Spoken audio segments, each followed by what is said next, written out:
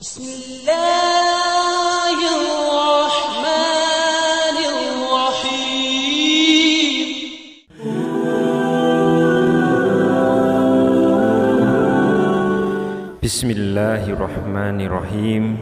Assalamualaikum warahmatullahi wabarakatuh.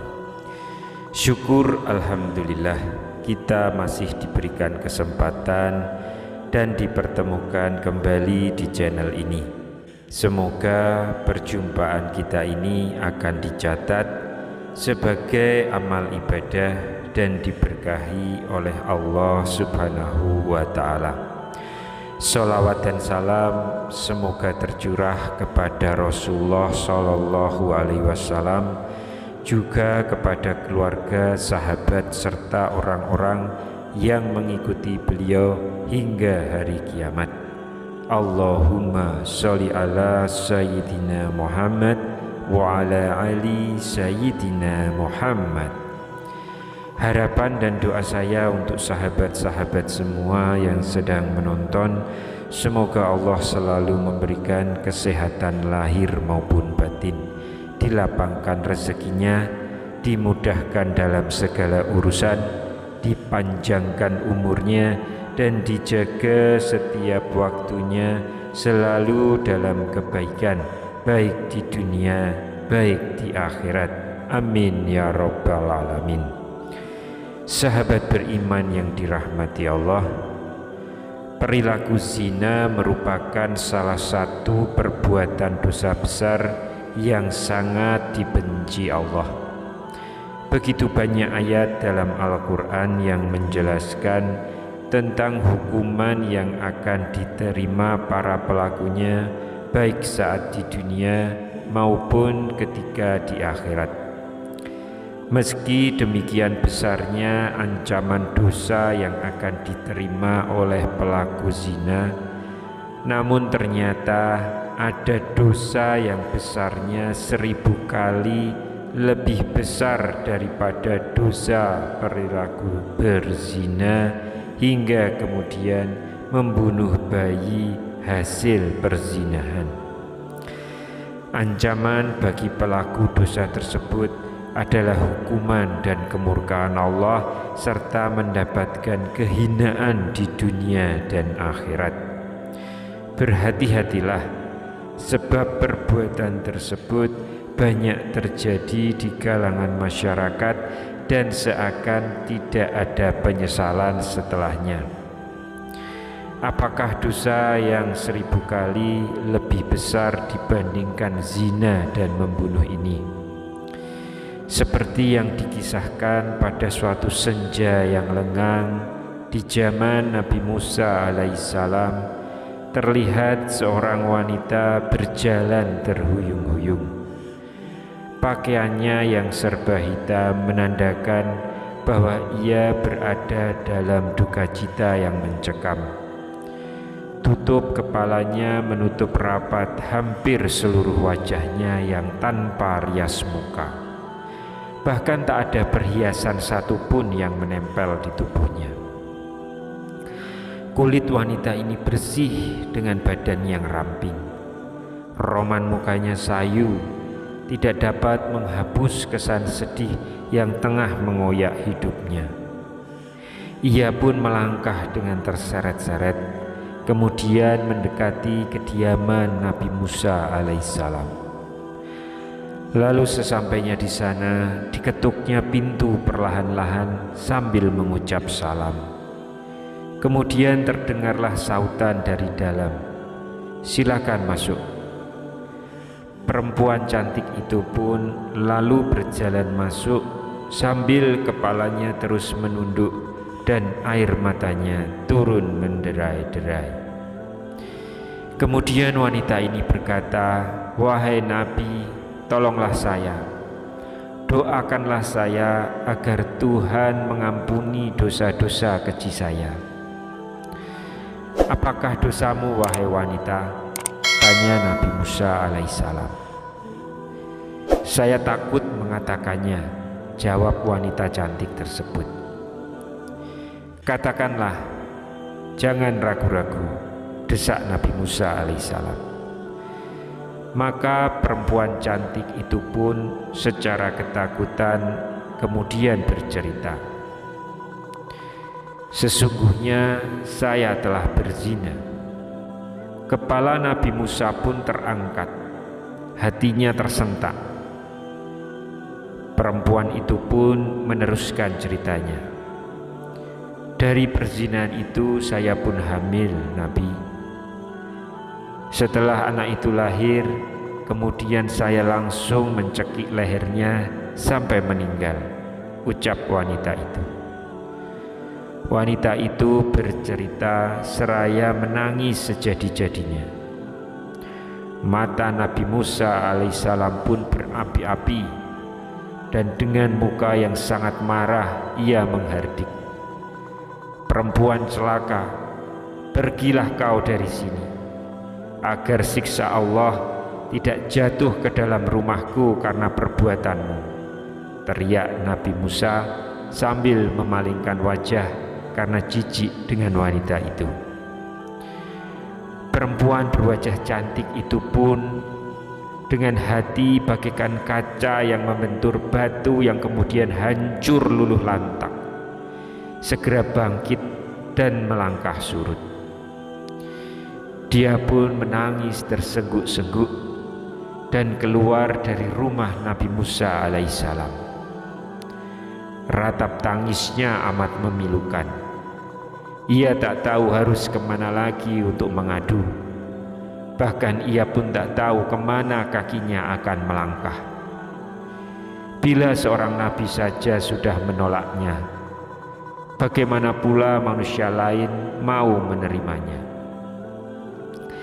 Terbayang olehnya betapa besar dosanya, betapa jahat perbuatannya. Setelah wanita tersebut keluar dari rumah Nabi Musa alaihissalam, malaikat Jibril pun turun mendatangi Nabi Musa. Malaikat Jibril lalu bertanya, "Mengapa engkau menolak seorang wanita yang hendak bertaubat dari dosanya?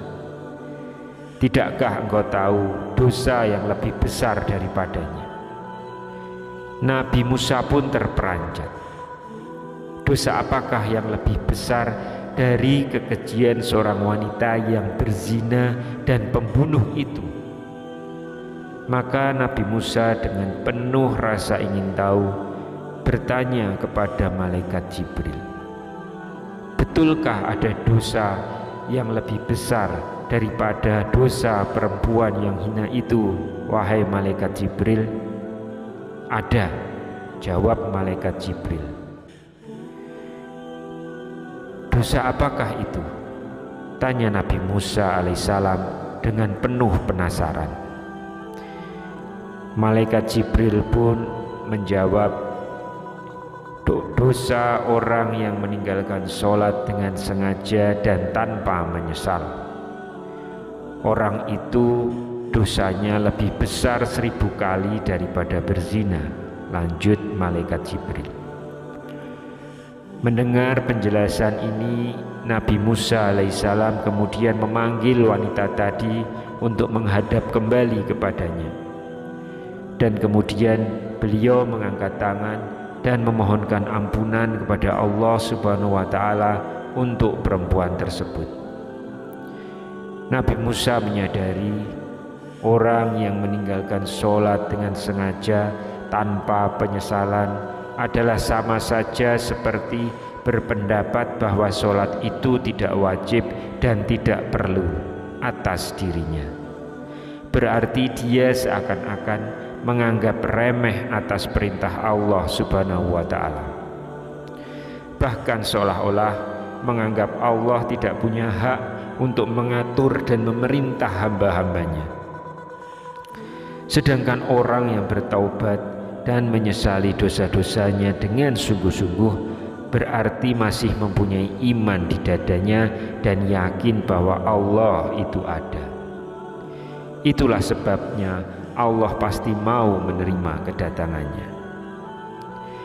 Ibnu Qayyim al-Jauziyah rahimahullah mengatakan, Kaum muslimin semuanya bersepakat bahwa meninggalkan sholat 5 waktu dengan sengaja adalah dosa besar yang paling besar, dan dosanya lebih besar dari dosa membunuh, merampas harta orang lain, berzina, mencuri, dan minum minuman keras. Orang yang meninggalkannya akan mendapat hukuman dan kemurkaan Allah serta mendapatkan kehinaan di dunia dan akhirat. Dikutip dari kitab As-Shalah. Dalam sebuah hadis bahkan diriwayatkan Rasulullah SAW diperlihatkan pada suatu kaum yang membenturkan kepala mereka pada batu. Setiap kali benturan itu menyebabkan kepalanya pecah, kemudian ia kembali kepada keadaan semula dan mereka tidak terus berhenti melakukannya. Lalu Rasulullah bertanya, "Siapakah ini wahai Jibril?" Jibril menjawab, "Mereka ini orang yang berat kepalanya untuk menunaikan sholat fardu." Hadis riwayat Tabrani. Dalam riwayat yang lain juga dijelaskan bagaimana kejamnya siksaan bagi mereka yang meninggalkan sholat. Ibnu Abbas radhiyallahu an berkata, "Jika langit sudah terbuka, maka malaikat akan datang dengan membawa rantai sepanjang 7 hasta. Rantai ini akan digantungkan kepada orang yang tidak melaksanakan sholat, kemudian dimasukkan ke dalam mulutnya dan akan keluar dari duburnya.